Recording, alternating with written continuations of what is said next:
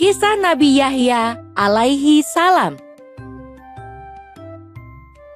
Yahya tumbuh di bawah asuhan Nabi Zakaria dan ibunya yang saleh.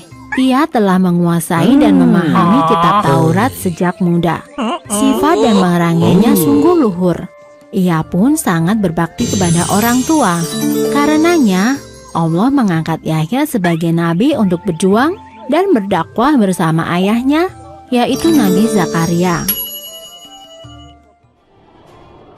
Sementara itu, kaum Bani Israel yang berdiam di Palestina diserang oleh bangsa Romawi. Mereka berhasil dikalahkan dan harus menjadi jajahan bangsa Romawi. Kemudian ditunjuklah Herodes sebagai raja. Ia memerintah dengan sangat kejam dan sewenang-wenang. Pemerintahan Raja Herodes yang kejam membuat kaum Bani Israel sangat menderita. Sang raja bahkan membunuh para ulama yang menentangnya. Keadaan ini membuat kaum Bani Israel terpecah. Masing-masing kelompok membentuk aturan dan pemimpin sendiri. Inilah yang menyebabkan munculnya nabi-nabi palsu. Mereka mengaku sebagai utusan Allah yang sejati.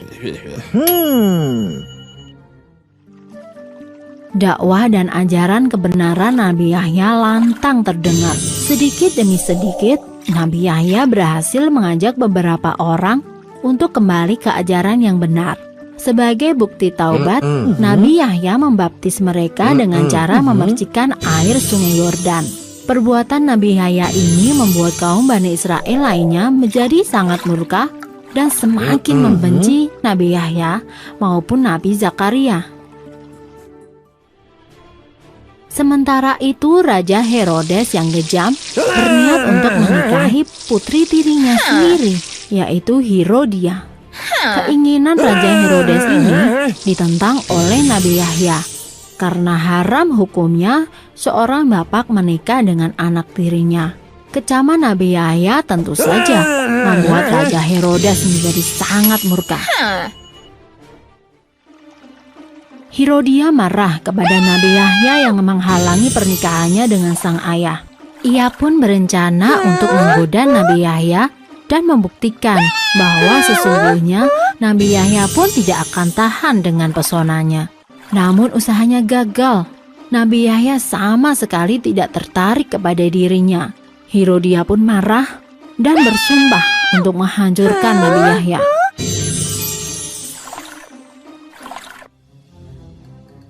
Keteguhan Nabi Yahya dalam berdakwah membuatnya harus menghadapi dua kekuatan besar, yaitu kaum Bani Israel dan Raja Herodes, serta putri Herodia yang sangat berkuasa. Putri Herodia meminta agar sang raja mengerahkan pasukannya untuk menangkap dan membunuh Nabi Yahya. Dengan demikian, mereka bisa menikah tanpa ada yang menghalangi. Dan rencana jahat itu dibantu oleh kaum Bani Israel. Mereka rela bekerja sama dengan penjajah demi menyingkirkan Nabi Yahya. Penangkapan Nabi Yahya dilakukan secara besar-besaran dan akhirnya mereka berhasil menangkap Nabi Yahya. Nabi Yahya pun dibawa ke istana untuk diserahkan kepada Raja Herodes dan Putri Herodia. Kematian Nabi Yahya segera tersebar.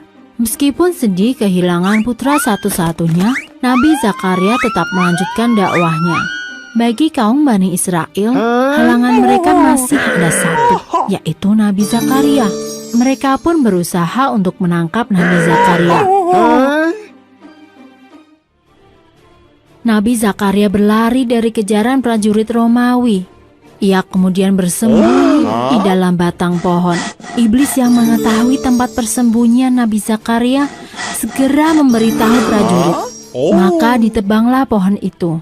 Saat pohon itu tumbang, Nabi Zakaria tidak ada di dalamnya. Namun, lama setelah itu, Nabi Zakaria tidak pernah muncul lagi. Apa yang mereka lakukan terhadap Nabi Zakaria dan Nabi Yahya sungguh kejam.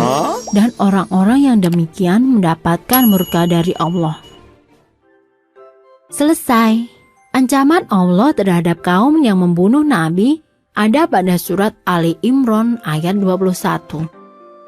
Sesungguhnya orang-orang yang kufur kepada perintah Allah dan membunuh nabi-nabi dengan tidak benar dan membunuh orang-orang yang menyerukan keadilan kepada manusia, maka beri ancamlah mereka dengan siksa yang pedih.